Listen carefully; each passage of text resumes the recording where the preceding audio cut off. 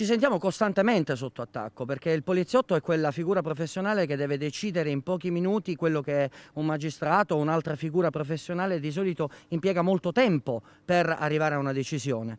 E questo fa parte del nostro mestiere, lo accettiamo. Quello che non accettiamo è che siamo ormai un bersaglio pubblico. Questa la reazione del sindacato di polizia FSP dopo l'ennesima aggressione ai danni di un collega. I fatti.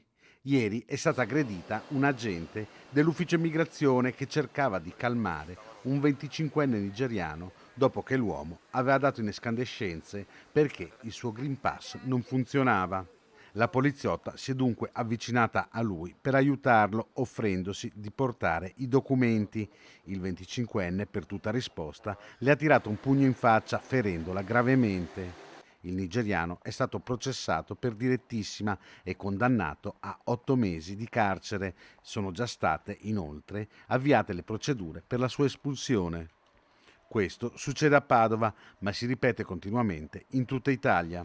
È alto il senso di frustrazione che noi raccogliamo dai nostri colleghi, è alto sia il senso di frustrazione che il senso di abbandono da parte della classe politica e questo può essere sanato solamente con interventi seri, mirati, coincisi che danno la possibilità al poliziotto di munirsi anche di quegli strumenti tecnici. Pensiamo a tutto l'iter che ha portato per esempio all'introduzione del taser, che ancora è tutto fermo. Le richieste del sindacato sono chiare.